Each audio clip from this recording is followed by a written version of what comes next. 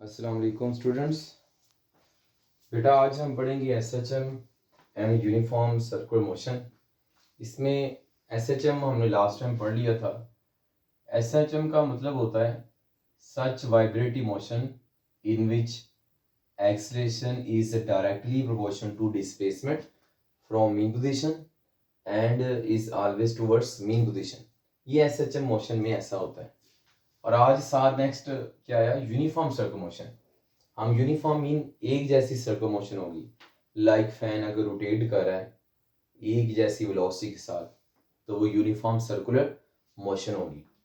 तो इसको डायग्राम से समझते हैं, एक्सपेरिमेंट करते हैं और डायग्राम बनाते हैं।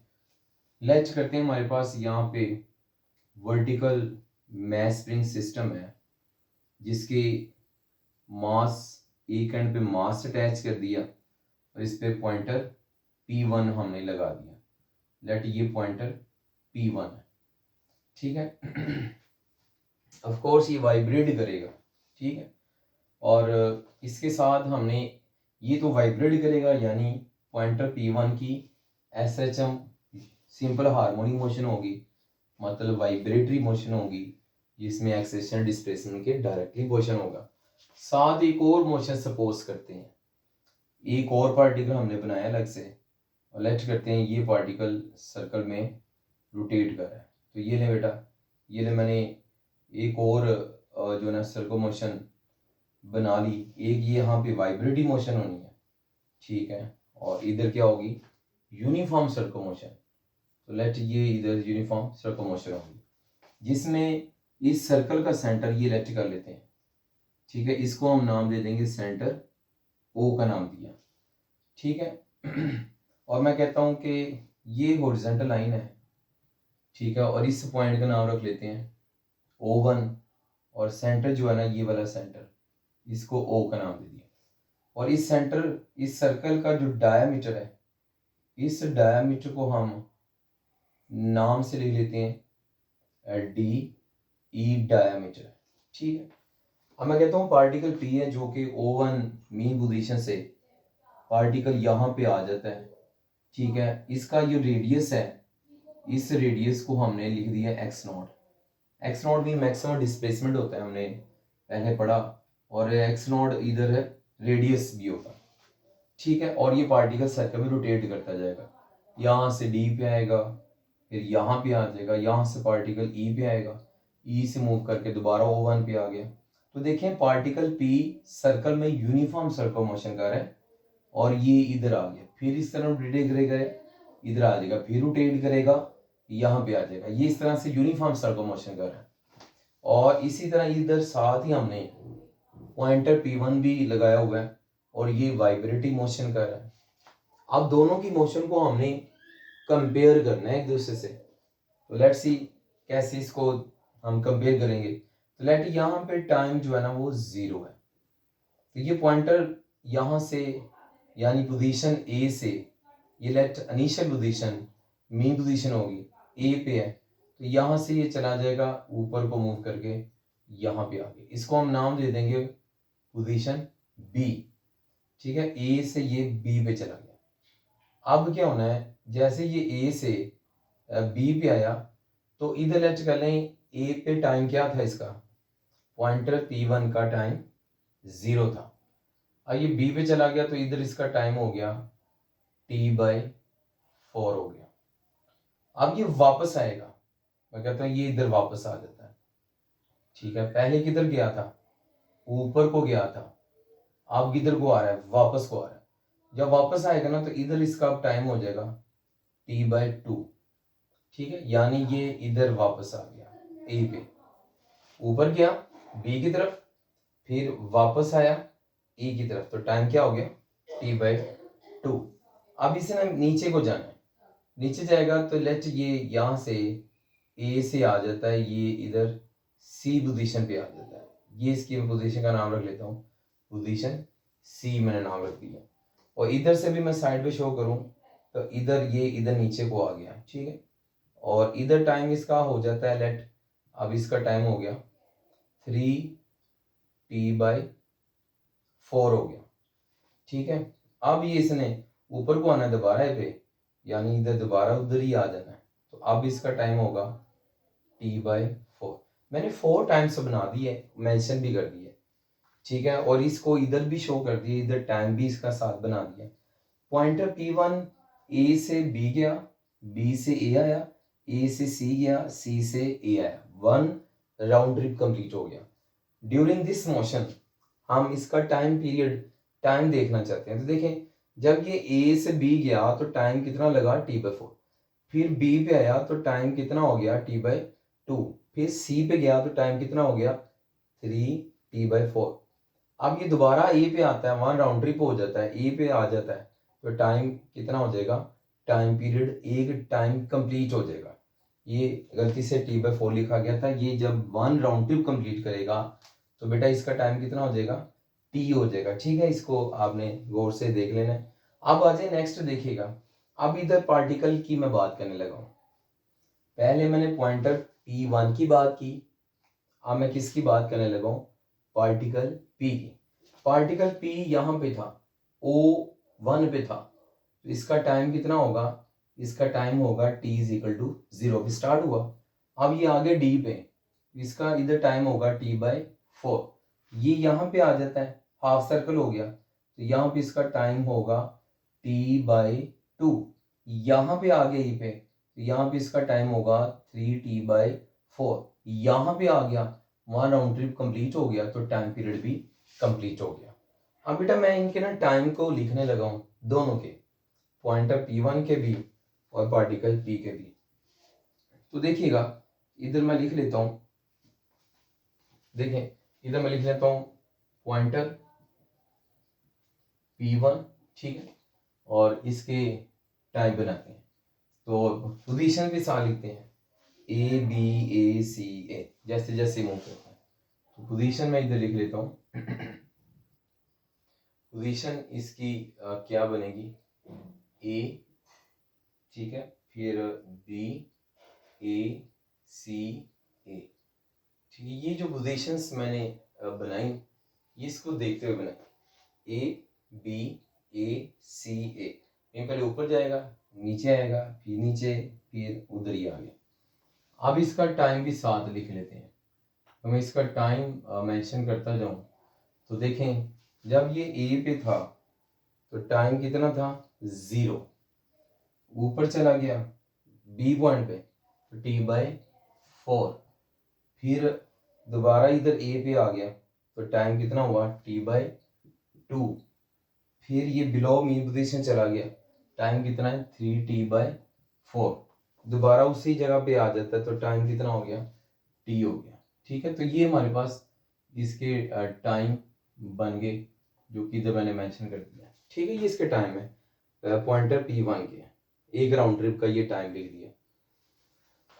अब चलते हैं, ये मैंने पॉइंटर P1 के लिखा, तो सेम बात अब मैंने करनी है पार्टिकल P की। तो इधर लिख लेता हूँ पार्टिकल P, ठीक है, उधर पॉइंटर जो है ना वो P1 था, इधर पार्टिकल P है। तो इसके भी आप सेम बनाएं पोजीशन, ठीक है, और टाइम इसका बनाते हैं। तो देखें इसकी पोजीशन कहाँ से स्टार्ट हुई, O1 से शुरू हुई है, O1 से D, फिर इधर आ जाएगा, फिर इधर आ जाएगा, फिर इधर आ जाएगा, एक राउंड ट्रिप कंप्लीट हो गया। बट हम इस पार्टिकल के प्रोजेक्शन की भी हम बात करना चाहते हैं। एक तो पार्टिकल की हमने बात की ही की, साथ इसके प्रोजेक्शन की भी हम बात करनी है। तो देखें, मैं इधर लेट कर लेता हूँ कि ये पार्टिकल यहाँ पे है, ठीक है, फिर इधर से इधर आ गया, इधर से इधर आ जाएगा, फिर इधर आ जाएगा। मैं प्रोजेक्शन बनाना चाहता हूँ।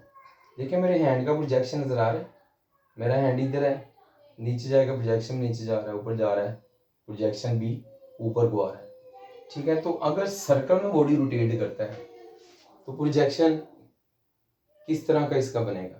तो लेट्स कर लें, ये जो डायमीटर है ये वाला जिसको मैं बोल्ड कर रहा हूँ, ये जो डायमीटर इधर इस पार्टिकल P का प्रोजेक्शन बनेगा। सपोज कर लें इधर बल्ब पड़ा हुआ है, ठीक है, क्या पड़ा हुआ है बल्ब, और ये दीवार है, डायमीटर क्या है इसकी, दीवार है।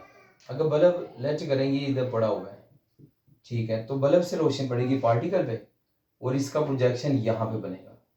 पार्टिकल मूव करता हुआ ऊपर आ गया यहाँ पे, और इसका प्रोजेक्शन मीन्स साया, इसका प्रोजेक्शन ये बनेगा। पार्टिकल मूव करता हुआ यहाँ पे आ गया, प्रोजेक्शन भी इधर आ गया।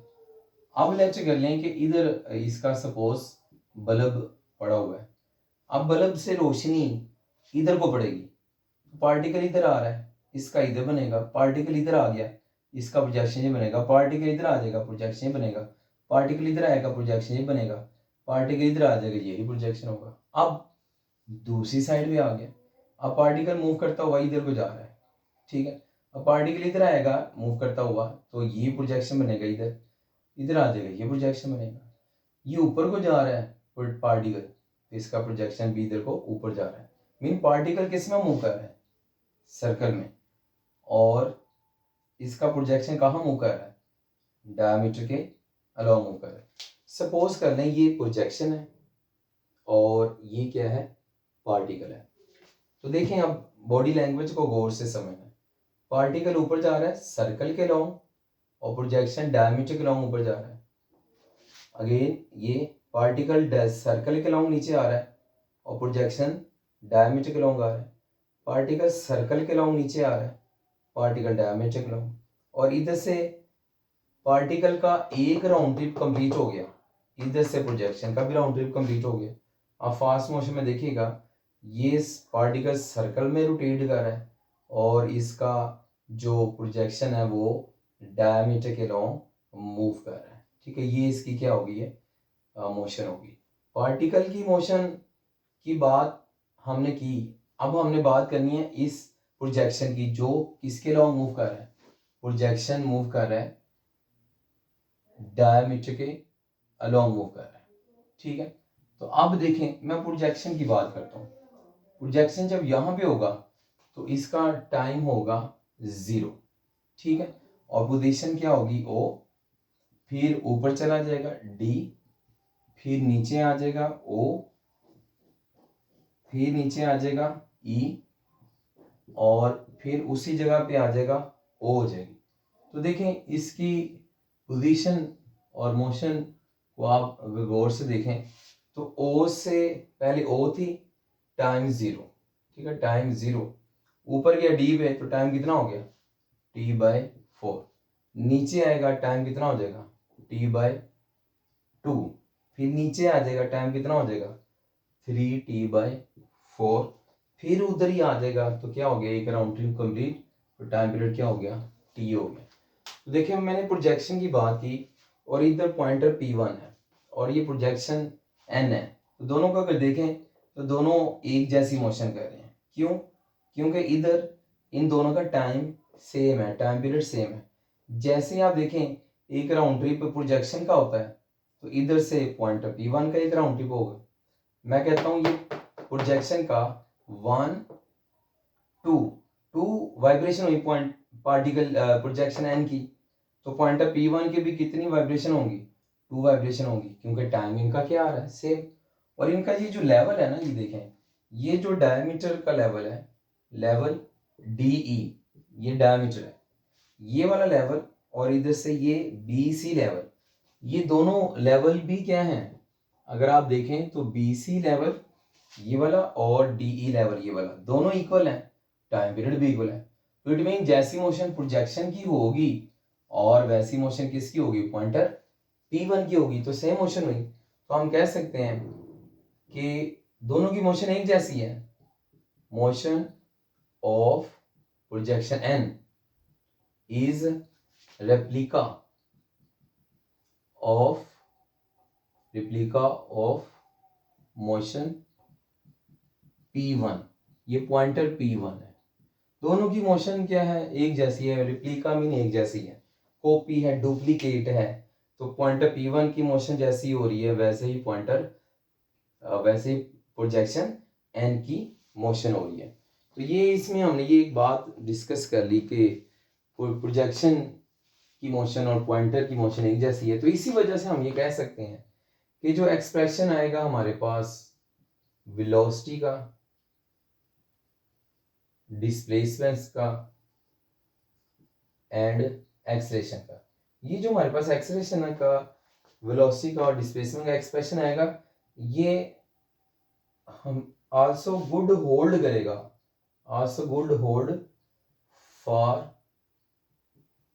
पॉइंटर P1 एंड N, मतलब इन दोनों तीनों के X, V और A एक्सेशन, इनका एक्सेशन P1 के लिए भी और प्रोजेक्शन N के लिए, दोनों के लिए होल्ड करेगा। एक्सप्रेशन क्या है इनके, वो हमने अगले टॉपिक में बनानी है। X, V और A के एक्सप्रेशन मीन इक्वेशन बनाएंगे, ठीक है बेटा। तो देखते हैं इसके बाद अब अगला टॉपिक देखेंगे।